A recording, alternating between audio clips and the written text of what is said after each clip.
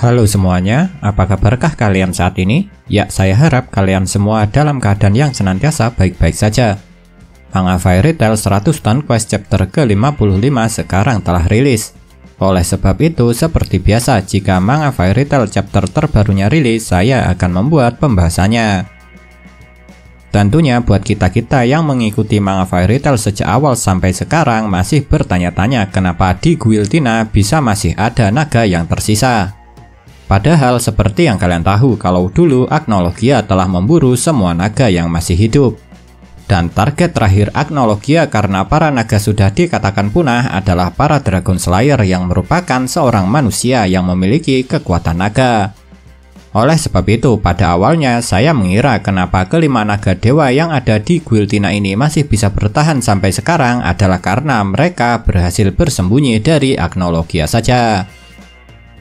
Tapi menariknya pada chapter kali ini malah terungkap kalau ternyata dulu sebenarnya Agnologia pernah bertemu paling tidak dengan salah satu dari kelima dewa naga yang ada di Guiltina ini. Dan dewa naga yang pernah bertemu dengan Agnologia adalah Aldron. Dan menurut apa yang diceritakan berabad-abad yang lalu ternyata Aldron pernah bertemu dan bertarung dengan Agnologia. Dan meskipun Aldron berhasil selamat setelah bertarung dengan Agnologia, namun karena setelah bertarung dengan Agnologia Aldron terluka cukup parah, akhirnya Aldron harus beristirahat. Dan karena itulah sampai sekarang Aldron sama sekali tidak pernah bergerak.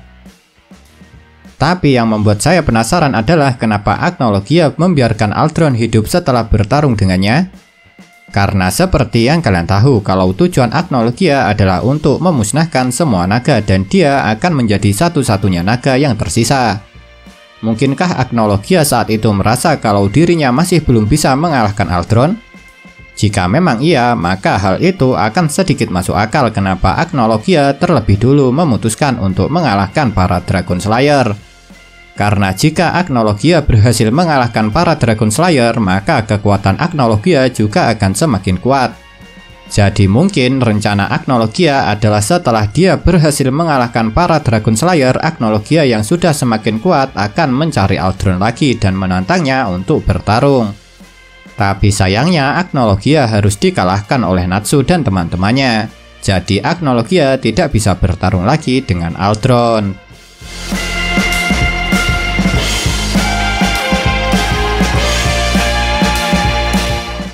Seperti yang kalian tahu kalau Aldron adalah salah satu dewa naga yang berada di Guiltina. Dan ukuran Aldron sendiri juga sangat besar. Bahkan bisa dikatakan kalau Aldron adalah naga dengan ukuran terbesar dalam sejarah Fairy Tail. Karena saking besarnya tubuh Aldron sampai-sampai ada 5 kota yang berada di atas tubuh Aldron. Tapi menariknya ternyata dulu tubuh Aldron tidak sebesar sekarang. Karena pada chapter kali ini dijelaskan kalau saat Aldron bertarung dengan Agnologia dulu, tubuhnya tidak sebesar sekarang. Namun meski dikatakan tidak sebesar sekarang, tubuh Aldron sudah bisa dibilang jauh lebih besar daripada ukuran naga pada umumnya. Karena waktu itu meskipun masih belum terlalu besar, tubuh Aldron masih cukup untuk menampung satu buah kota. Dan ternyata alasan kenapa tubuh Aldron bisa semakin besar adalah karena Aldron telah menyerap nutrisi dari orang-orang yang tinggal di atas kota yang berada di tubuhnya. Dan karena Aldron terus menyerap nutrisi orang-orang yang tinggal di atas tubuhnya itulah pada akhirnya selain tubuhnya semakin besar, kekuatan yang dimiliki oleh Aldron pun juga semakin besar. Dan karena kekuatannya semakin besar inilah Aldron menciptakan kelima orb dan penjaga untuk menahan kekuatannya yang sudah tidak bisa dia kendalikan setelah terus-menerus menyerap nutrisi dari orang-orang yang tinggal di atas tubuhnya itu. Jujur saja saya sama sekali tidak menyangka kalau Aldron memiliki kemampuan yang bisa menyerap nutrisi dari orang-orang yang tinggal di atas tubuhnya yang bisa membuat dia semakin besar dan semakin kuat. Karena menurut saya kemampuan ini sangatlah overpower dan sangat tidak masuk akal sekali. Karena jika Aldron bisa semakin kuat dengan cara menyerap nutrisi, maka Aldron yang dulu saja sudah bisa bertahan hidup dari Agnologia yang dikatakan sebagai naga terkuat, maka setelah berabad-abad dia terus menyerap nutrisi, maka kekuatan Aldron sekarang tentunya sudah jauh lebih kuat dari saat dulu ketika dia bertarung dengan Agnologia. Yang itu berarti Natsu dan semua penyihir Guild Fairy Tail seperti sudah tidak memiliki kesempatan menang untuk melawan Aldron. Karena seperti yang kalian ingat, alasan kenapa dulu Natsu bisa mengalahkan Agnologia adalah karena dia dulu dibantu oleh semua penyihir dan semua Dragon Slayer. Oleh sebab itulah tidak heran kenapa sebelumnya Dewa Naga Air mengatakan kalau Natsu tidak mungkin bisa mengalahkan Dewa Naga Kayu.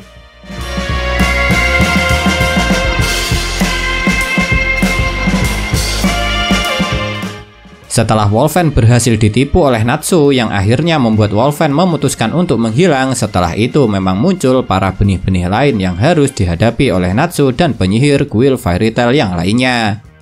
Dan mengejutkannya, ternyata para benih ini memiliki kekuatan yang sangat kuat. Karena ternyata para benih ini bisa dengan mudah menghadapi Natsu dan para penyihir Guild Fairy Tail yang lainnya. Memang benar pada chapter yang lalu kita sudah melihat benih Aldron yang dapat melukai Natsu dengan cukup mudah sampai Natsu sendiri tidak dapat menyadari serangan yang mengarah kepadanya. Tapi yang lebih mengejutkannya lagi, kelompok Lucy yang di sana banyak penyihir kuat yang berkumpul juga tidak mampu untuk mengalahkan musuh yang harus mereka hadapi. Bahkan Gajel, Mira, Grey, dan Juvia saja sampai tidak bisa sedikit pun menyentuh Metro. Padahal seperti yang kalian tahu kalau keempat orang ini adalah orang-orang terkuat yang tergabung dalam Guild Fairy Tail. Memang benar tentunya tidak akan mudah untuk mengalahkan para benih yang menjadi penjaga orb milik Aldron ini. Tapi siapa sangka kalau Gajel, Mira, Grey, dan Juvia yang bertarung bersama saja tidak mampu untuk mengalahkan satu penjaga yang dimiliki oleh Aldron. Kira-kira bagaimanakah cara mereka mengalahkan para benih Dewa Naga Kayu Aldron ini? Dan apakah mereka akan bisa menang? Apakah mungkin ada orang yang akan datang untuk membantu mereka? Ya, sayangnya untuk sekarang kita masih belum bisa mengetahui jawaban dari pertanyaan-pertanyaan itu. Dan untuk mengetahui jawabannya, kita memang cuma bisa menunggu kelanjutan cerita manga Fairy Tail 100 Stone Quest pada chapter-chapter selanjutnya.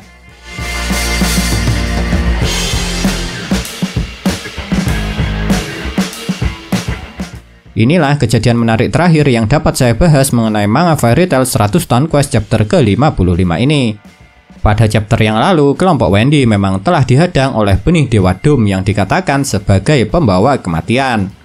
Dan karena Wendy sekarang sudah tidak dapat bertarung lagi setelah dia memisahkan penyihir putih dengan Touka, maka bisa dikatakan kalau Doom adalah lawan yang dapat membahayakan bagi keselamatan Wendy dan yang lainnya.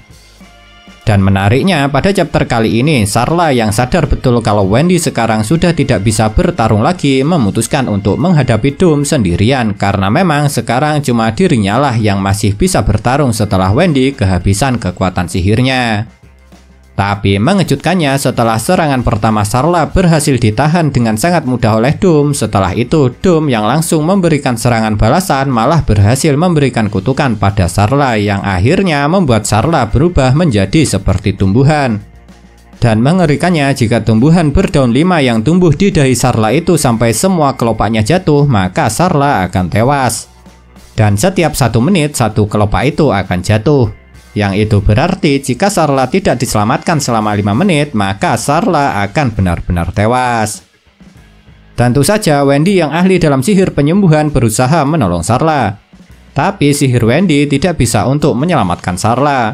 Karena menurut Doom, apa yang dilakukannya pada Sarla itu adalah sebuah takdir kematian. Jadi sihir milik Wendy tidak akan bisa untuk menolong Sarla. Jujur saja, saya sama sekali tidak menyangka kalau kekuatan yang dimiliki oleh Doom adalah sebuah sihir yang seperti kutukan. Bahkan sihir yang seperti kutukan ini tidak mampu disembuhkan oleh Wendy. Tapi tentunya Wendy yang kali ini gagal untuk berusaha menyelamatkan Sarla tidak akan menyerah begitu saja. Karena memang Sarla adalah merupakan teman terdekat bagi Wendy. Oleh sebab itu, meskipun sekarang Wendy telah kehabisan kekuatan sihirnya, kemungkinan Wendy akan memaksakan dirinya dan akan berusaha menyelamatkan Sarla dengan cara meminjam kekuatan Iron lagi. Karena kalau menurut saya, jika Wendy menggunakan kekuatan Iron lagi, besar kemungkinan kalau dia masih bisa menyelamatkan Sarla. Nah, itulah kejadian-kejadian menarik yang terjadi di manga Fairy Tail 100 Stone Quest chapter ke-55 ini. Kalau menurut kalian, kejadian manakah yang paling menarik? Tinggalkan komentar kalian ya.